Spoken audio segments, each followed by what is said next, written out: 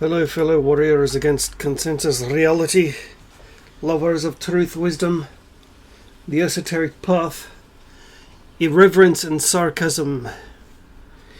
And yes, then they came for Middle Earth, and the cancerous, destructive, deconstructionist, gobshites, woke mob came for Middle Earth, and the response to us long-time Tolkien fans is not really surprising.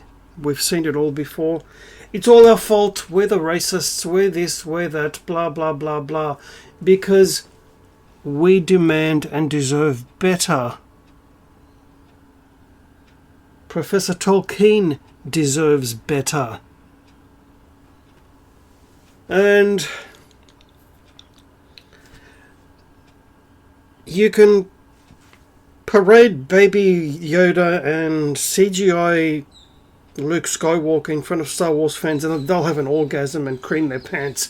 No, we're not Star Wars fans. In our fandom, the books are king. You can't just do a Dave Filoni and expect us to say, "Ooh, this is good, this is great, this is Middle Earth." No, it's not. It's absolute fucking shite. We're not idiotic, mindless Star Wars fans. Thanks. And yes, I was asked recently, being a fan of both franchises, if you could pick one, what would you pick? And me, without one moment's hesitation, I said, Middle Earth. Always.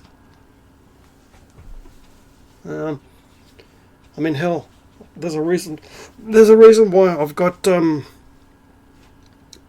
hundreds and possibly thousands of hours clocked playing the Lord of the Rings online. And there's also a reason why I have an as yet unused channel called Heathen Rohirrim, which I do intend on using to do my own exploration of Tolkien lore, from a more esoteric heathen mindset, because I'm just sick and tired of certain Roman Catholics trying to say that Tom Bombadil is Saint Francis of Assisi and Goldberry is the Virgin Mary. No. Why? Because they take Professor Tolkien's devout Catholicism and try to use that brush to paint everything. I'm sorry, but last time I checked, dwarves and elves and rings of power come straight from heathen Norse mythology. In fact, in a letter once, he even said that, as many of us already knew, that Gandalf is indeed Odin. So I'm extending my middle finger here. But yeah, it's the funny thing about this.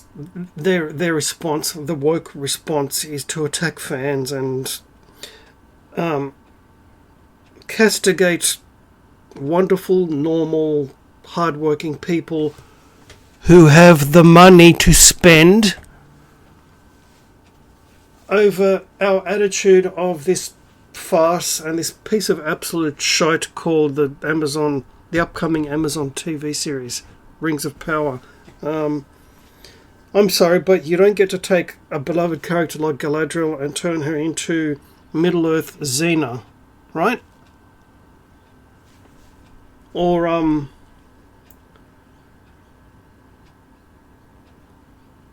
try to take one of the dwarven princesses, and of course female dwarves have beards, by the way, and turn her into some big-haired black Kardashian. That doesn't work either. Or turn young Elrond into some kind of punsy little puffy gobshite. That doesn't work either.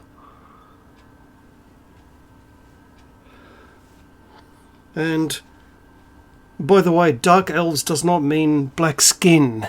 Okay? But of course, people don't bother learning the law anymore. And, which phonetically, law, L-O-R-E, sounds like L-A-W. And what a shame there's not a job where you get paid thousands upon thousands of dollars for being a lawyer, the L-O-R-E type. That would be fantastic. I'd be more than willing to do that job. But there we have it. And by now, I mean, you've seen it enough times by now to know that this is a concerted effort. These people do not create anything original or new of their own. They just take existing beloved aspects of culture and destroy them and shit all over them, because that's what they do, because that's what their ideology does. And a lot of fans, rightly so, are attacking this piece of absolute shite. But ironically, simultaneously, there is news that there is an upcoming film in 2 years called The War of the Rohirrim, which actually, by the sound of it, the preliminary stories coming out indicate that the people in charge are actually respectful of the law and are actually lovers of Professor Tolkien and Middle-earth. So, assuming it's going to be more in line with the original Lord of the Rings film trilogy, that being the case, I know where I'm going to spend my money on. Which would be absolutely fantastic, because a lot of the fans that were treated like absolute shite from Amazon would actually go out of their way above and beyond to support this upcoming film. And as I said, assuming that it is more in line with the original film trilogy, I would wholeheartedly recommend everyone doing so. But that's my little mini rant today. The thing that I find sad from all of this is they're not really creating anything original of their own. We're living in an era of infinite remakes of existing kind of almost semi-mediocre films. I mean, what's next? A remake of Weekend at Bernie's? Seriously. What are they going to do? What's BBC going to do? Do a woke remake of On the Buses? Right? Are you being served, perhaps? Which is why I say, in your own little sphere of influence, creativity, imagination becomes all the more revolutionary and important. Because the forces of malevolent chaos which these gobshites represent, they offer nothing, they create nothing. And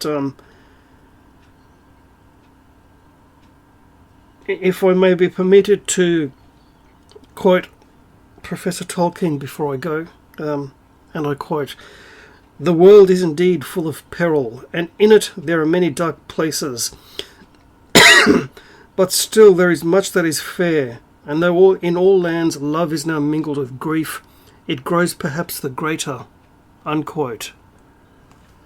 And it's true, the one quote that they used from Professor Tolkien is basically, evil cannot create.